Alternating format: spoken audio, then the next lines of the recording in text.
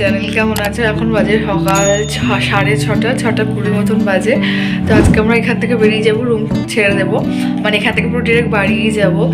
তো সকালবেলার যে আরতিটা হয়, মঙ্গল আরতি যেটা হয়, সে দেখতে যাওয়ার কথা ছিল, বাট সবাই এত টায়ার্ড ছিল যে হাফ গেছে হাফ যায়নি। আমি যাইনি, ওরা সবাই গেছিলো, আমি ঘুমিয়েছিলাম রুমে।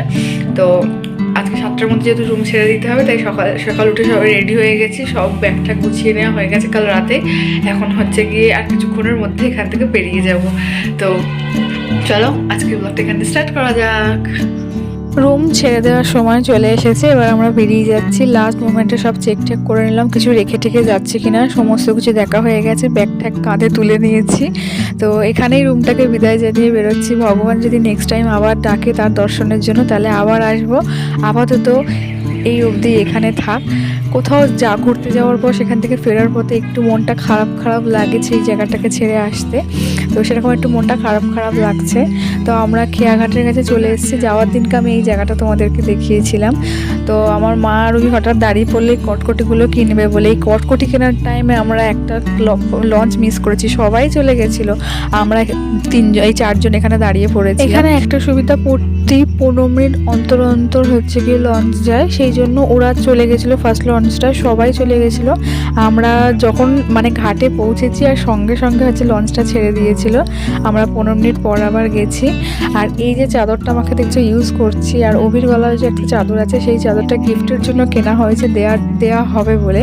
কিন্তু এত পরিমাণ ঠান্ডা, ভোরবেলাতে আরও বেশি ঠান্ডা লাগছে যে আমরা সেই দুটো ইউজ করে নিয়েছি। তো সকালে ওয়েদারটা এত ঠান্ডা, আর এই রোদটা যে উঠেছে কি যে ভালো লাগছে গায়ে যখন এই রোদটা পড়ছে। তারপর আমরা সেকেন্ড যে খেয়ার লঞ্চটা ছিল সেটাতে আমরা উঠে গেছি। এবার ওপারে যাওয়ার পালা, মানে নবদ্বীপ ধামে আবার যাওয়ার পালা। আমরা ভেবেছিলাম নবদ্বীপ ধামটা ঘোরা হবে, কিন্তু এত বাচ্চা বয়স্ক নিয়ে আর সেটা পসিবল হয়নি। অনেকেই বলছিল আসার পরে নবদ্বীপটা ঘুরিসনি, তাহলে কি আর ঘুরলি। ঠিক আছে, কোনো ব্যাপার না, ভগবান যেইটুখানি অদৃষ্টে লিখে গেছে সেইটুখানি হয়েছে ঘোরা। নেক্সট টাইম আবার হবে। একেবারে কিন্তু আমরা ওখান থেকে হাওড়ায় চলে আসিনি, মাঝখানে ট্রেনে ছিল, বাসে ছিল। আমরা আসার সময় লোকাল ট্রেনে করে এসেছি, প্রচুর ভিড় ছিল, সেই জন্য আর কোনো ভিডিও ক্লিপ নিইনি। ত্রিপুকে ছোটো ছোটো দুটো বেবি ছিল, তাদেরকে দেখানোর পসিবল হয়নি। নেক্সট টাইম যদি আবার ওদের সঙ্গে দেখা হয় তখন দেখাবো, কারণ খুব শিগগিরই আবার দেখা হতে চলেছে ওদের সঙ্গে। তারপর একেবারে আমাদের বাড়ির সামনে এসে বাস থেকে নেমে আমি আর রবি আখের রস খেলাম। মা খায় না, মায়ের নাকি ভালো লাগে না খেতে। তো চলো তোমাদেরকে দেখাই কী কী গিফট কিনেছি। সত্যি কথা বলতে ক্যারি করাটা খুব বেশি একটা হেডেক হয়ে যায়। যাওয়ার সময় তো নিজেদের মতন ব্যাগ গুছিয়ে নেওয়া যায়, যে এইখানে জায়গা হচ্ছে এখানে এটা নিয়ে নিই, ওখানে জায়গা ফাঁকা আছে এটা নিয়ে নিই। আসার সময় যখন এক্সট্রা জিনিসগুলো হয় না, তখন নিয়ে বয়ে আসাটা অনেকটা চাপের হয়ে যায়। এই রাধা গোবিন্দের যে শোপিসটা দেখছো, এরকম 4টে কিনেছি আমি দেওয়ার জন্য 4জনকে। আর কিনেছি এটা আমার দিদির মেয়ের জন্য কিনেছি এই ব্যাগটা, ও ছোট, ক্লাস 5-এ পড়ে ও, তাই জন্য এই ব্যাগটা কিনেছি। আর গুড্ডু আর লাড্ডুর জন্য এই রকম ধরনের দুটো কুর্তা কিনেছি। দুটোই সেম কিনেছি দুই ভাইয়ের জন্য, একটা সাইজ ছোট একটা সাইজ বড়, তাই দুটো এরকম কুর্তা কিনেছি ওর দুই ভাইয়ের জন্য। আর আমার মাসির জন্য এরকম একটা হাতের ব্যাগ নিয়েছি। এইটাই বেশ, যেখানে যাও ফোন, পার্স, জলের বোতল এইটুখানি নিয়ে চলে যাওয়া যায় হুট করে। তো এই কজনের জন্য এই কটা আমি আমার তরফ থেকে কিনেছি। অভি কিনেছিল শল 4জনের জন্য, আর কয়েকটা পেন ওদের বাড়িতে দেওয়ার জন্য। কোথাও ঘুরে থেকে আসার পর দেখো এত কিছু ধুতে হবে, আমি তো ভেবেই আমার কেমন মনে হচ্ছে। ঘোরাটা তো যেমন তেমন, ঘুরে আসার পর যে এই জিনিসগুলো পরিষ্কার করতে হয় না, এটা সবচেয়ে বেশি হেডটিক। তো যাই হোক, কিছু করার নেই, এগুলো তো করতেই হবে। এই আজকের ব্লগটা আবার এখান দিয়ে কন্টিনিউ করছি। এখানে কন্টিনিউ করার কারণটা আমি ফার্স্ট বলি। এখানে যেদিনকে আমরা এখানে এসেছিলাম সেদিনকা হচ্ছে গিয়ে এখানে আসার সঙ্গে সঙ্গে অভি সেদিনকার ট্রেনিং ছিল, তারপর পরপর দুটো এক্সাম ছিল, সরি ট্রেনিং না মিটিং ছিল, পরপর দুটো এক্সাম ছিল। যার কারণে কি হয়েছে, আমরা বাড়িতে ঢুকেছি ধরো ওই 1:45 ওরকম টাইমে, 12:30 ওরকম টাইমে। বাড়িতে ঢোকার পরে ও স্নান করে সঙ্গে সঙ্গে মিটিং জয়েন করে। দেন তারপর ব্যাক টু ব্যাক 3টে মতন এক্সাম ছিল, যেটা ও কমপ্লিট করে উঠতে উঠতে ওর সন্ধে হয়ে গেছে। বেচারা রেস্ট নিতেও পারেনি, এমন একটা অবস্থা। আমরা তো তাও খেয়ে দিয়ে ঘুমিয়ে পড়েছিলাম, তো রেস্ট নিতেও পারিনি। তো সেই জন্য আর সেদিনকে ব্লগ করি না। দুটো ফোনও লাগছিলো, আমার ফোনও লাগছিলো, ওর ফোনও লাগছিলো, সেই জন্য আর ব্লগটা কন্টিনিউ করা হয়নি। তার পরের দিন সকালবেলাও চলে যায়। তো সেই তারপর থেকে সেদিন আর ব্লগ করিনি, কারণ এত কাঁচা ধোয়া, তারপর ছিলাম না দুদিন, ঘর পরিষ্কার যেটা হয় আর কি বাড়িতে দুদিন না থাকলে এইসব হচ্ছিল। সো ইয়েস, সব কমপ্লিট হয়ে গেছে, সব কিছু সর্ট আউট হয়ে গেছে। যে গিফটগুলো কেনা হয়েছিল প্রায় সবাইকে দেয়া হয়ে গেছে। গিফট বলতে যে মূর্তিগুলো সেগুলো সব দেওয়া হয়ে গেছে মোটামুটি। তো আজকে বিকালবেলা আবার বেরোবো, তাই ভাবলাম আজকে থেকে আবার ব্লগটা কন্টিনিউ করি। তো চলো এই ব্লগটা এখান থেকে আবার কন্টিনিউ করা যাক। মায়ের কাছে থাকলে রান্না আমিই করি। তো ধনেপাতার বড়া করছিলাম, ধনেপাতা একটু পেঁয়াজ কুচি, তারপর চালের গুঁড়ো, বেসন দিয়ে একটু লঙ্কা টঙ্কা দিয়ে ঝাল ঝাল করে একটু বড়া করছিলাম। প্রথম 4টে বড়ায় না আমি নুন দিতেই ভুলে গেছি, এত রান্নার তোড় আমার। খাওয়ার পর মনে হচ্ছিলো যে আমি এরকম খেতে লাগছে কেন, তারপর হলো ওতে তো নুনই দিইনি, তারপর নুন দিয়ে বাদ বাকিগুলো ভাজলাম। তো আমি আর মা দুজনেই খুব তেলাপিয়া মাছ খেতে ভালোবাসি, তাই তেলাপিয়া মাছ নিয়ে আসা হয়েছিল, তেলাপিয়া মাছের ঝোল।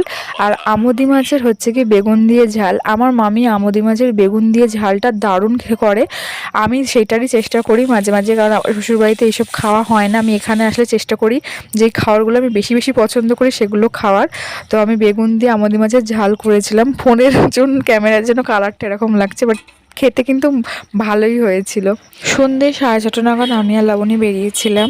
ও অফিস থেকে আসার পরে তারপর বেরোনোর প্ল্যানটা রাখা হয়েছিল। ফার্স্টে ভেবেছিলাম ও একটা সোনার দোকানে যাবে, সেখানেই যাব, কিন্তু তারপর প্ল্যান চেঞ্জ হলো। আগে যাব বেহালায়। বেহালায় কিছু কেনাকাটি আছে, কারণ কালকে সরস্বতী পুজো, ও ভাবছিল কিছু ব্লাউজ নেবে, সেই কারণে যাওয়া হয়েছিল। তারপরে প্ল্যান চেঞ্জ করে আবার হলো যে প্রাইমার্টে যাওয়া হবে ফার্স্টে। আমাদের সঙ্গে একটা দাদা গেছিলো, সেই দাদাটা হচ্ছে গিয়ে কিছু নিজের জন্য দেখবে বলে, তাই জন্য প্রাইমার্টে গেছিলাম আমরা ফার্স্টে। প্রাইমার্টে ঢুকে নিজেদের জন্যও কিছু দেখছিলাম, দাদাটাও দেখছিল। যেটা হয় ঢুকলে হচ্ছে কি টাইমের কোনো জ্ঞান থাকে না, কী নেবো বলে গেছি সেটারও কোনো হুঁশ থাকে না, সবাই সবার মতন যে যার মতন দেখতে থাকে কি কোনটা কার ভালো লাগছে। তো গেছিলাম সেই কারণেই, কিন্তু কোনো কাজ হয়নি, ওখানে পছন্দ না হওয়ার কারণে আমরা বেরিয়ে আসি। এসে তারপর ভেবেছিলাম বাজার কলকাতায় যাব, কিন্তু বাজার কলকাতায় আর যাইনি। ওখান থেকে বেরিয়ে তারপর একটু খিদে পাচ্ছিলো, তাই জন্য 3জন মিলে ঠিক করলাম অমরাতে চলো কিছু স্ন্যাক্স খাই। আমি ওখানের খাবারের নামগুলো উচ্চারণ করতেই পারি না বাপু, এমন এমন কঠিন কঠিন নাম থাকে। খেয়েছিলাম চিকেনের কিছু একটা। আর কত সরস্বতী ঠাকুর উঠেছে দেখো, কি ভালো লাগছে দেখতে। একটা সরস্বতী ঠাকুরের মুখ দেখে মনে হচ্ছে ছোট্ট বাচ্চাকে সাজিয়ে বসিয়ে রেখেছে। একটা সরস্বতী ঠাকুর দেখেছিলাম তো এত মিষ্টি মুখটা, মনে হচ্ছে শান্ত একটা বাচ্চাকে বসিয়ে রেখে দিয়েছে চুপ করে। দেখো সরস্বতী ঠাকুর যাচ্ছে। তারপর আসলে যে কাজটার জন্য বেরিয়েছিলাম সেই কাজটা অবশেষে করতে গেলাম। সোনার দোকানে যাওয়ার কথা ছিল প্রথমে আমাদের, তো সোনার দোকানে এসেছি। লাবণী একটা চেন নেবে ঠিক করেছে, তো সেই জন্য বেরিয়েছিলাম। তো অবশেষে সেই কাজটা হচ্ছে, ও একটা চেনে দেখছে চেনটার কোনটা পছন্দ হয়। আর আমি হচ্ছে গিয়ে এই সিলভারের এই আংটিগুলো দেখছিলাম, বেশ ভালো সুন্দর সুন্দর এখানে আংটি ছিল। তো ফার্স্টে লাবণী চেন দেখলো, চেন দেখার পর ওর হঠাৎ করে কানের পছন্দ হচ্ছিল, তখন কী নেবে ঠিক করতে পারছিল না।